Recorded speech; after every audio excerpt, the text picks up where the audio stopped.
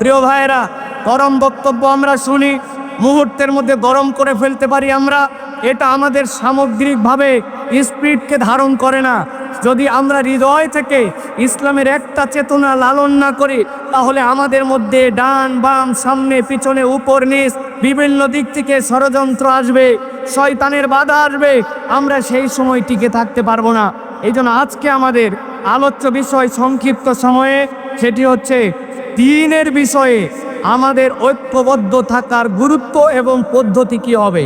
এখানে একজন লোক যদি হাত তুলে আমাকে বলেন যে হুজুর, দ্বীনের বিষয়ে, ইসলামের বিষয়ে, ইমানের বিষয়ে, তাওহীদের বিষয়ে, আল্লাহ রসুলের বিষয়ে আমাদেরকে ঐক্যবদ্ধ থাকতে হবে, এই ঐক্যবদ্ধ থাকার প্রয়োজন নাই, অথবা ঐক্যবদ্ধ থাকতে হবে, এইটা আমি বুঝি না। আমি বিশ্বাস করি এখানে একজন লোকও নাই যে বলবে যে ঐক্যবদ্ধ থাকার দরকার নাই। এরকম কোনো লোক আছে ভাই? একটু আওয়াজ দিয়েন ভাইজান, আছে ভাই? নাই।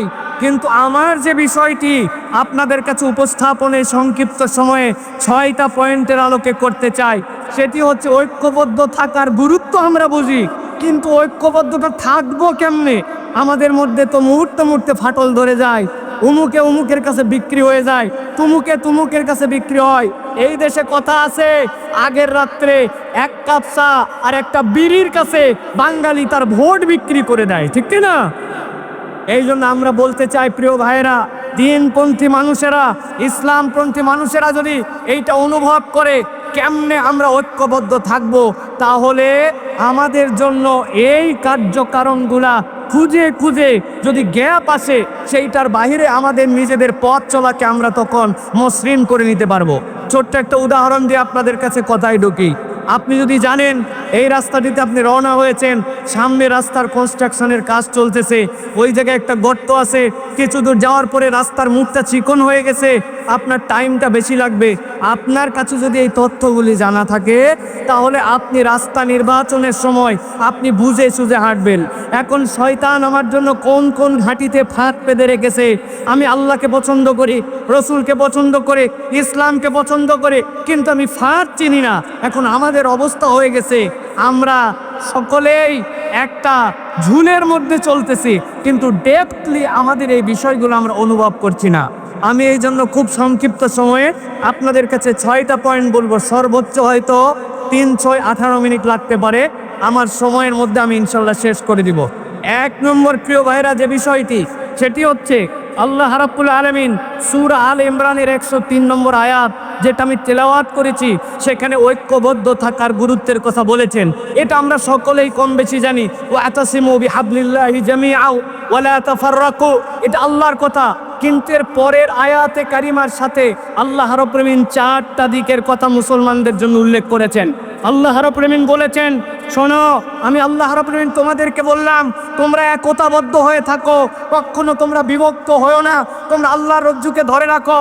তবে জেনে রাখো, ওয়াসকুরু নি'মাতাল্লাহি আলাইকুম, তোমার এই একতা থাকবে না যদি তুমি আল্লাহ রাব্বুল আলামিনের নিয়ামতের কৃতজ্ঞতা আদায় না করো।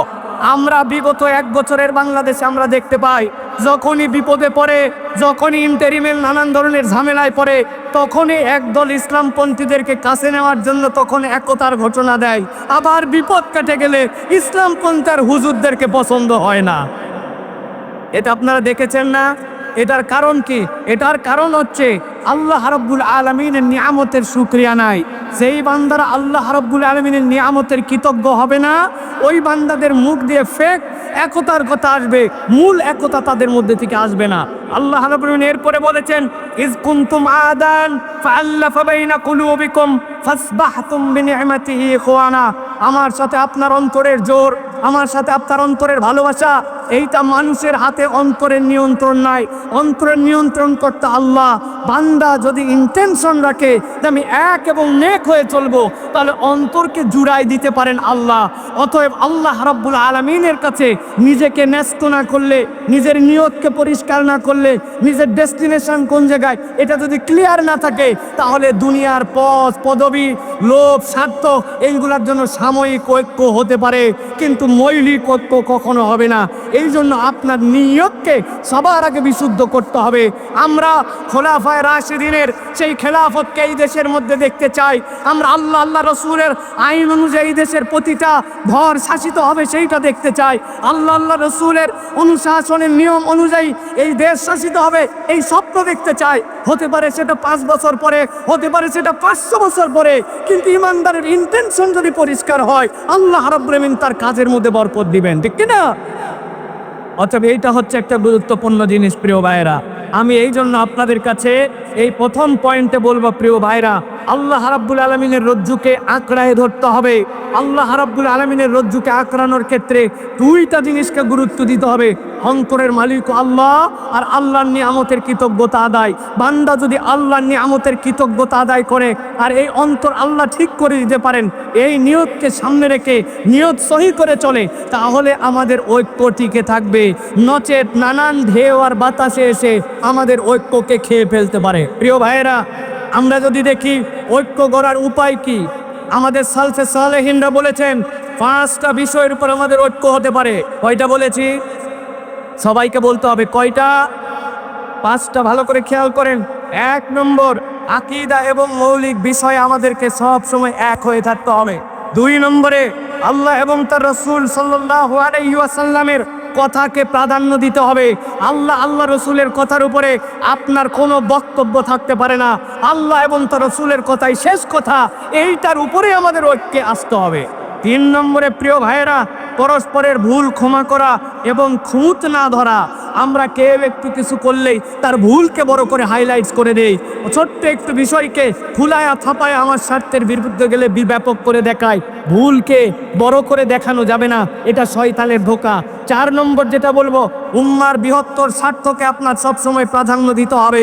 উম্মার স্বার্থ যদি আপনি না দেখেন তাহলে কখনো এই ঐক্য ভিত্তি প্রস্তর তার মজবুত হবে না। সর্বশেষ, শয়তানের খাদ আছে 3টা: হিংসা, অহংকার আর গীবত। হুজুরদেরকে নামাজ থেকে দূরে রাখতে পারে না, হুজুরদেরকে দিয়ে মিথ্যা কথা বলাতে পারে না, হুজুরদেরকে দিয়ে চুরি করাতে পারে না, হুজুরদেরকে দিয়ে বিভিন্ন ধরনের অন্যায় অপকর্ম করাতে পারে না, কিন্তু ইসলামপন্থীদেরকে দিয়ে শয়তান 3টা কাজ সুন্দর করে করায়। একটা হিংসা করাবে, আরেকটা অহংকার করাবে, আরেকটা গীবত করাবে। আপনার কাজ দেখে আপনার মনে হবে না, আমি যা কাজ করতেছে অন্যরা কিছুই করতেছে না। আপনার নিজের মধ্যে একটা লেভেলে উঠাবে। শয়তান যে এটা ঢুকছে, এইভাবে আমাদের ঐক্যকে বিনষ্ট করে দেয়। অতএব এই ফাঁদগুলা থেকে আমাদের বেঁচে থাকতে হবে। 1 নম্বর পয়েন্ট সংক্ষিপ্তভাবে এইটুকু প্রিয় ভাইরা। এবার চলেন 2 নম্বরে, আমাদের ঐক্যের ভিত্তি এবং আমরা ঐক্যকে কিভাবে ধারণ করে রাখতে পারি। 2 নম্বর হচ্ছে, নবী সাল্লাল্লাহু আলাইহি ওয়াসাল্লাম একটা ঐক্যের নমুনায় সমাজ গড়েছিলেন, সেটা ছিল মদিনার সমাজ। আমরা যদি খুব গভীরভাবে লক্ষ্য করি তাহলে দেখব রাসূলুল্লাহ সাল্লাল্লাহু আলাইহি সাল্লাম মুহাজির এবং আনসারদের মধ্যে একটা চমৎকার সমন্বয় ঘটিয়েছিলেন। কেমন সমন্বয় ঘটিয়েছিলেন? যে মুহাজিররা যখন এসেছিলেন, আনসাররা নিজেদের বাড়ির অর্ধেকটুকু দিয়ে দিয়েছেন। বলেছেন, ও আমার ভাই, আমার স্ত্রী 2 জন আছে, একজনকে আমি তালাক দিয়া আপনার সাথে বিয়ে করায় দিব, আমার সম্পদ অর্ধেকটুকু আপনাকে দিয়ে দিব। এই ঘটনা কি আমরা জানি ভাই?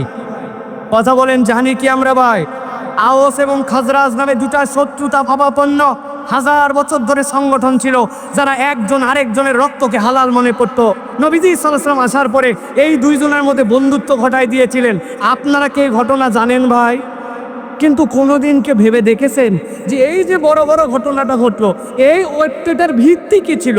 কিসের ভিত্তিতে ঐক্যটা রাসূলুল্লাহ সাল্লাল্লাহু আলাইহি ওয়াসাল্লাম করিয়েছিলেন?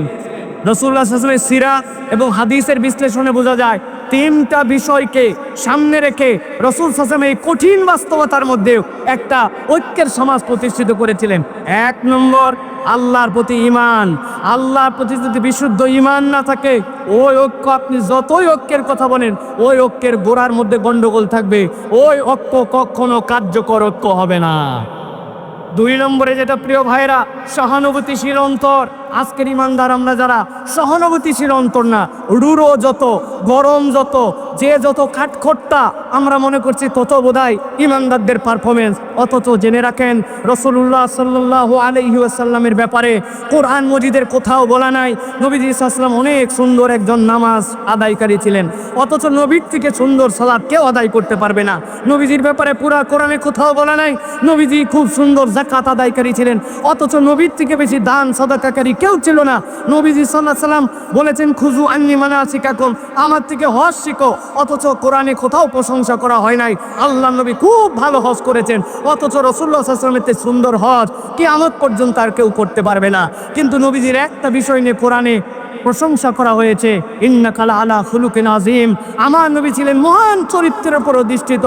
আজকের মুসলমান নামাজি, আজকের মুসলমান হাজি, আজকের মুসলমান টুপিওয়ালা, আজকের মুসলমান ওজিফাওয়ালা, কিন্তু আজকের মুসলমানের আখলাক আমাদের সুন্দর নয়। অতএব নবীজির ওই ঐক্যের ভিত্তি ছিল সহানুভূতিশীল একটা অন্তর। প্রত্যেককে আমাদের সহানুভূতিশীল অন্তরের মালিক হতে হবে। 3 নম্বরে প্রিয় ভাইরা, দ্বীনকে প্রাধান্য দিতে হবে। যেখানে দ্বীন নাই সেই জায়গায় কোনো ঐক্য হতে পারে না প্রিয় ভাইরা। দুনিয়া একদিক হয়ে যেতে পারে, ইমানদাররা কখনো সমকামিতাকে প্রমোট করতে পারে না, এলজিবিটিকিউকে সমর্থন করতে পারে না। আপনি কিয়ামত ঘটাই দিতে পারেন, ইসলাম এটাকে হারাম বলেছে, আপনি এটা করতে পারবেন না। যেই সকল কমিশন আজকে বাংলাদেশে এসে ধোঁকাবাজির কমিশন দিচ্ছে, তারা গাজার মুসলমানদেরকে রক্ষা করতে পারে নাই, তারা মুসলমানদেরকে সেই জায়গায় ক্ষুধার জ্বালায় হত্যা করছে, সেই জায়গায় তাদের কোনো মাথা ব্যথা নাই। আর এই দেশের মানুষ যারা শান্তিপ্রিয় মানুষ, যারা এই দেশের মানুষ নীরব নিষ্পৃহদের ধর্ম পালন করে, এই জায়গার মানুষ তাদের যারা ভাই ব্রাদার অন্য ধর্মাবলম্বী আছে তাদেরকে সুন্দর করে আগলায় রাখে, তাদের মন্দিরকে প্রয়োজনে পাহারা দেয় যাতে কোনো দুষ্কৃতিকারী অন্যায় করতে পারে না। এই জায়গায় মানবাধিকার কমিশন ফলাতে আসছে, তারা দুনিয়ায় মানবাধিকার দেখতে পায় না। এই বিষয় ইমানের প্রশ্ন, এটাতে ইমানদার কখনো এক হতে পারে না। কেন প্রিয় ভাইরা, অতএব বলবো 2 নম্বর বিষয় এটা যে আমাদেরকে মনে রাখতে হবে নবীজি সাল্লাল্লাহু আলাইহি ওয়াসাল্লামের আদর্শ হবে আমাদের ঐক্যের ভিত্তি। মনে থাকবে এটা, দুনিয়ার কোনো আদর্শ আমাদের ঐক্যবদ্ধের ভিত্তি হতে পারে না। এই ভিত্তিতে ঐক্য হলে এই ঐক্য আল্লাহ রাব্বুল আলামিন আল্লাফা বাইনা কুলুবিকুম, আল্লাহ অন্তরের মধ্যে জুড়াই দিবে, শয়তানের ওখানে ঢুকতে পারবে না ইনশাআল্লাহ। এটা গেল 2 নম্বর। প্রিয় ভাইরা, নবী করিম সাল্লাল্লাহু আলাইহি ওয়াসাল্লামের একটা হাদিস বলি, আপনারা জানেন, বুখারীর হাদিস। আল্লাহ নবী বলছেন আল মুমিনু লিল মুমিনি কাল বুনিয়ান ইয়াসুদ্দু বা'দাহু বা'দা, একটা বিল্ডিং যেরকম ইটের পরে ইট গেথে তারপরে সেটা একটা স্ট্রাকচারে দাঁড়ায়, একটা মুমিন আরেকটা মুমিন হচ্ছে এরকম বুনিয়ান। কোনো একটা মুমিনকে বাদ দিয়ে আপনি মনে করবেন যে আমি একা একা জান্নাতে চলে যাব, এইটা মুমিনের চরিত্র হতে পারে না। অতএব প্রত্যেকটা মুমিনের সাথে সহানুভূতিশীল হৃদয় নিয়ে তার প্রতি আমার ভালোবাসা রাখতে হবে। এইটা হবে আমার ঐক্য টিকিয়ে রাখার অন্যতম একটা দর্শন। 3 নম্বরে প্রিয় ভাইরা, সমাজে যদি ঐক্য না থাকে তাহলে আমাদের কি হতে পারে একটু ভালো করে খেয়াল করেন প্রিয় ভাইরা। আল্লাহ রাসূল সাল্লাল্লাহু আলাইহি ওয়াসাল্লাম ঐক্য প্রতিষ্ঠা করলেন, এরপরে সমাজ একটা সুন্দর সমাজের দিকে গেল। আল্লাহ রাব্বুল আলামিন কোরআনুল কারীমে সূরা আনফালের 46 নম্বর আয়াত, এই আয়াতের মধ্যে আল্লাহ রাব্বুল আলামিন দুনিয়ার মানুষকে বলতে, শোনো, যদি তোমরা ঐক্যের মধ্যে ফাটল ধরাও, ইমানদারদের মধ্যে যদি ফাটল ধরাও, তাহলে তোমাদের সমাজের মধ্যে 3টা মহামারী, 3টা সমস্যা তোমাদের মধ্যে আসবে। সূরা আনফাল 46 নম্বর আয়াত, আল্লাহ বলছেন ওয়ালা তানাজারু ওয়া ফাতাফশালু ওয়া তাযহাবা রিহুকুম।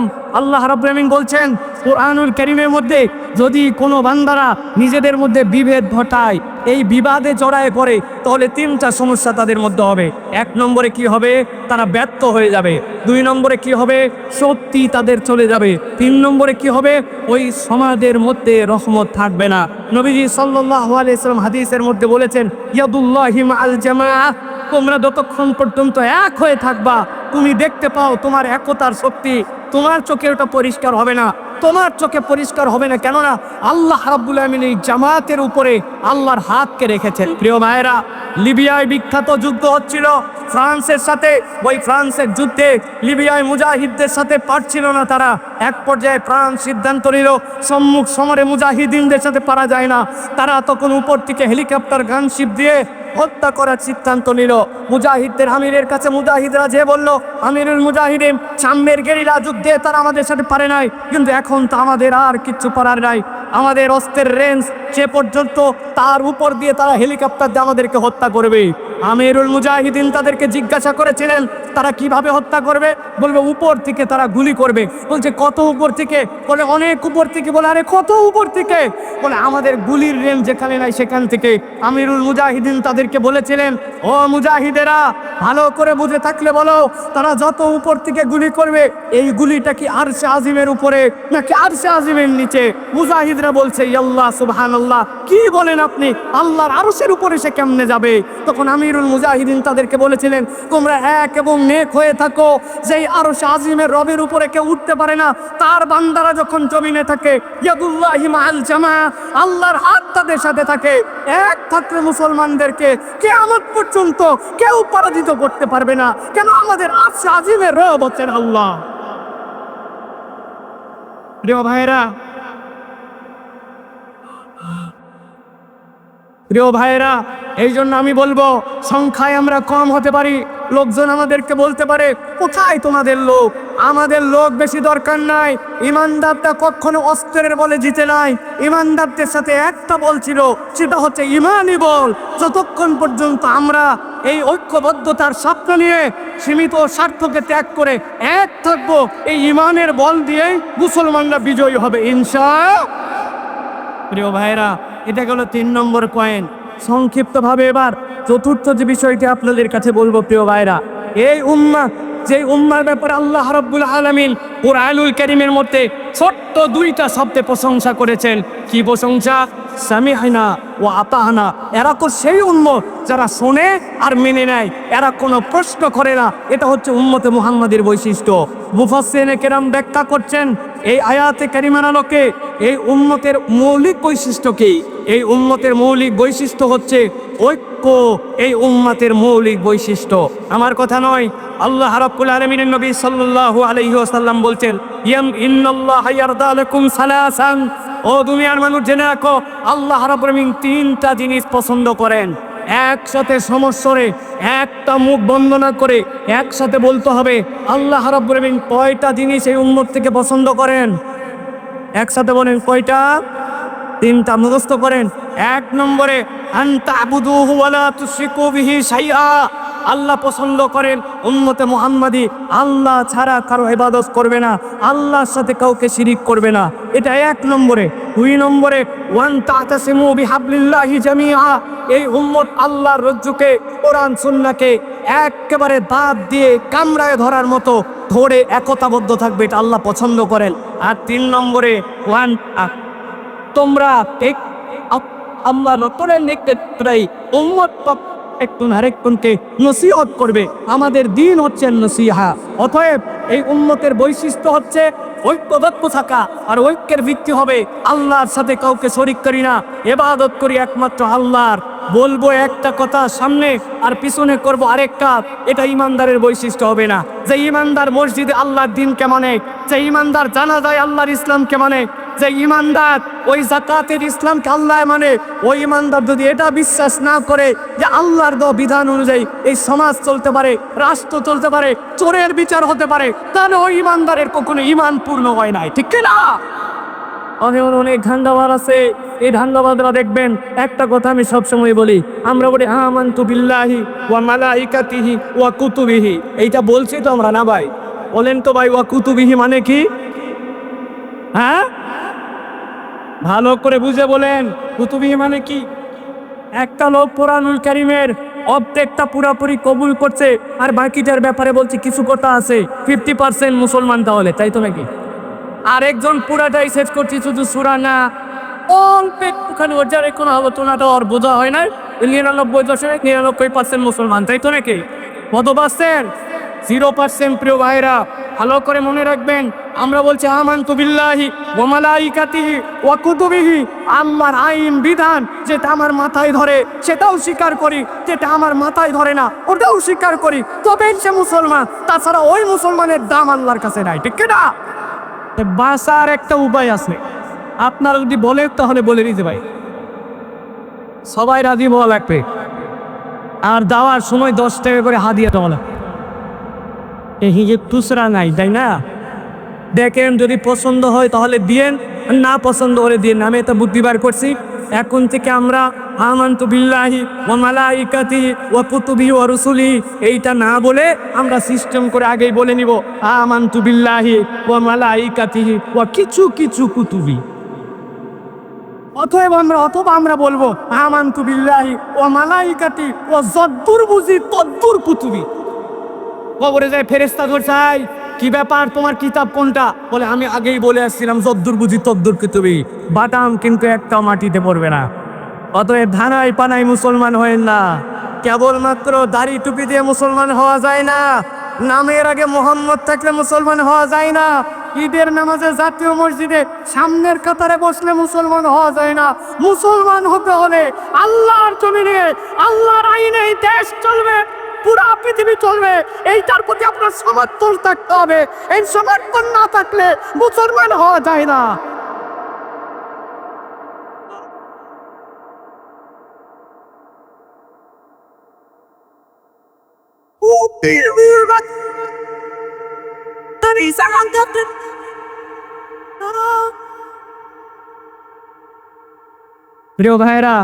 প্রিয় ভাইরা মূল পয়েন্টে আসে, যে মূল পয়েন্টটা এবার আমাদের এই ঐক্যকে কিভাবে বিভক্ত করে ফেলে শয়তান, তার সংক্ষিপ্ত 3 মিনিটে 3টা দিক নির্দেশনা দেয় আপনাদের কাছে। শয়তান আমাদের জন্য এই সকল ঐক্যের ক্ষেত্রে কিভাবে বিভক্তি ঘটায়, এটা আমার কথা নয়। আল্লাহ রাব্বুল আলামিন সূরা ইসরা তথা সূরা বানী ইসরাইল এর আল্লাহ রাব্বুল আলামিন 53 নম্বর আয়াতের মধ্যে বলছেন, ওয়া কুল্লু ইবাদি ইয়াকুলুল্লাতী ওয়া হিয়া আহসান। হে আমার নবী, আপনি আপনার উম্মতকে বলে দেন, উম্মত মুখ যেন যেখানে ইচ্ছা সেখানে ব্যবহার না করে। সে যদি কথা বলে তাহলে উত্তমটাই যেন বলে। আল্লামা তকি উসমানী সাহেব তার তাফসীরের ভিতরে বলেছেন, উত্তম কথা কেবলমাত্র মুসলমানের সাথেই নয়, নন মুসলমান সকলের সাথে মুসলমান তার কথাটা যেন সুন্দর করে কথা বলে। আমাদের যত ঝামেলা তার মূল হচ্ছে আমাদের মুখ, ঠিক না ভাই? হুজুর এক কথা বলে আমি এক কথা বলি, হুজুরের তে এক ঘাট আমি বেশি বুঝি, এরকম আমাদের তবিয়ত দাঁড়াইছে। আল্লাহ বলছেন আপনার উম্মতকে সতর্ক করেন যে সে যদি কথা বলে সুন্দর কথা বলে, ভালো করে পয়েন্ট আউট করেন এইটা। আল্লাহ এরপরে বলছেন ইন্নাশ শাইতানা ইয়ানজাগু বাইনাহুম, নিশ্চয় জেনে রাখো শয়তানের কাজই হচ্ছে তোমাদের মধ্যে বিভক্তি ঘটানো। ইন্নাশ শাইতানা কানা লিল ইনসানি আদুওয়াম মুবিনা, নিশ্চয় জেনে রাখো শয়তান তোমাদের জন্য প্রকাশ্য শত্রু। অতএব আমাদের ঐক্য বিনিষ্ট করে আমাদের প্রত্যেকের মুখকে সামলাতে হবে। মুখ যদি না সামলায়, মুখ আবার নতুন করে আমরা সামলাই না। এখন আমাদের ফেসবুক আসছে, ইনস্টাগ্রাম আসছে, টুইটার আসছে, ইউটিউব আসছে, ইচ্ছা মতো আমরা আমাদের কথা বলি। অতএব ঐক্য বিনষ্টর জন্য শয়তান এখন মুখকে চালাবে ইমানদারদের। আমাদের মুখগুলাকে সতর্কভাবে ব্যবহার করতে হবে। প্রিয় ভাইরা, 2 নম্বরে যেটা বলবো সতর্ক হওয়ার জায়গা, সেটা হচ্ছে হকের উপর ঐক্য, বাতিলের সাথে কোনো ঐক্য হতে পারে না। অনেকে আমার এই কথাকে পছন্দ করবেন না, বলে হুজুর বিভিন্ন স্বার্থে আমাদেরকে না, আমার শেষের দিক। প্রিয় ভাইরা, হকের উপর আমাদের ঐক্য, বাতিলের সাথে আমাদের কোনো ঐক্য নাই। প্রিয় ভাইরা, এটা ভালো করে মনে রাখতে হবে। সাময়িকভাবে অনেক ক্ষেত্রে আমরা মনে করতে পারি যে বাতিল যাদের সাথে দ্বীনের মৌলিক জায়গায় পার্থক্য আছে তাদের সাথে বোধহয় আমরা ঐক্যবদ্ধ হতে পারি। এই ঐক্য আমাদেরকে কল্যাণ দিবে না। প্রিয় ভাইয়েরা, আল্লাহ রাব্বুল আলামিন কুরআনুল কারীমের মধ্যে স্পষ্ট বলেছেন, সূরা হুদ 112 নম্বর আয়াত, এখানে সকলের প্রাইমগ্রস্ত আছে, ফাস্তাকিম কামা উমিরতা ওয়া মান তাবা মা। আল্লাহ রাসূল সাল্লাল্লাহু আলাইহি ওয়াসাল্লামকে বলে দেওয়া হয়েছে আপনি ওইটার উপরে মজবুত হন যেটা আল্লাহ রাব্বুল আলামিন আদেশ দিয়েছেন। অতএব আল্লাহ রাব্বুল আলামিনের নির্দেশের বাইরে আমরা কোনো ঐক্যের মধ্যে আসতে পারবো না। এটা আমাদেরকে মনে রাখতে হবে প্রিয় ভাইরা। ওই ঐক্য আমাদের টিকবে না। এই জন্য আমাদের অনেকের মধ্যে তাড়াহুড়া আছে, এত বছরের ডেডলাইন ফিক্স করে আমাকে এই ইসলাম প্রতিষ্ঠিত করে বলতে হবে। আমাদেরকে আল্লাহ রাব্বুল আলামিন এটা জিজ্ঞাসা করবেন না যে তোমরা তোমাদের হায়াতে কেন এতদিনের মধ্যে এই কাজ করতে পারো না। আল্লাহ এটা জিজ্ঞাসা করবেন না। আল্লাহ আমাদের জন্য একটা দয়া করেছেন। আমি অনেক সময় বলি, আল্লাহ কোরআনুল কারীমের মধ্যে বলেছেন আইয়ুকুম আহসানু আমালা। আল্লাহ যদি বলতেন আইয়ুকুম আকমালু আমালা, আমাদের বিপদের কাতার শেষ হয়ে যেত। নামাজে দাঁড়ানোর পরে মন চলে গেছে এদিকে, মন চলে গেছে ওদিকে। আল্লাহ যদি বান্দাকে দাঁড় করায় জিজ্ঞাসা করতেন, এই 2 রাকাত নামাজ কেমনে পড়ছিলি, তোর নামাজ কি পূর্ণ হয়েছে, আমরা আটকায় যেতাম। অথচ আল্লাহ দয়া করে বলেছেন, আইয়ুকুম আহসানু আমালা, তোমাদের মধ্যে উত্তম প্রচেষ্টাটা কে করতে পারে, আমার কাজ হচ্ছে চেষ্টা করা। আস-সা'য়ু মিন্না ওয়াল ইতমামু মিনাল্লাহ। অতএব তোমাদের মধ্যে কোনো তাড়াহুড়া থাকবে না। ওই তাড়াহুড়া ঐক্যের ক্ষেত্রেও হিসাব করে আপনাকে আগাতে হবে। কে ইসলামের বন্ধু, কে ইসলামের শত্রু, কে দুনিয়াবি সীমিত স্বার্থে এখন মুসলমানদের সাথে গলায় গলায় মিলাইছে, আবার সুযোগ পাইলে পিছন দিয়ে ছুরি চালায় দিবে, এইটার হিসাব করে চলতে হবে। এই জন্য প্রিয় ভাইরা, হকের উপরে ঐক্য হবে, কোনো বাতিলের সাথে ইসলামপন্থীদের কোনো ঐক্য হতে পারে না। প্রিয় ভাইয়েরা, সর্বশেষ যে পয়েন্ট আপনাদের কাছে বলবো প্রিয় ভাইয়েরা, এইটা খুবই সেন্সিটিভ এবং হৃদয় দিয়ে ধারণ করার পয়েন্ট। আল্লাহ রাব্বুল আলামিন বলছেন, ঐক্য মানে হচ্ছে দয়া, ক্ষমা এবং হিকমা। দয়া, ক্ষমা এবং হিকমা, এই তিনটা যেখানে নাই সেই জায়গায় ঐক্য থাকতে পারে না। আল্লাহ রাব্বুল আলামিন বলেছেন, ওয়ালা তাস্তাউিল হাসানাতু ওয়ালাস সাইয়্যা ইদফা বিল্লাতী হিয়া আহসান ফাইযাল্লাযী বাইনাকা ওয়া বাইনাহু আদাওয়াতুন কাআন্নাহু ওয়ালিয়ুন হাবিব।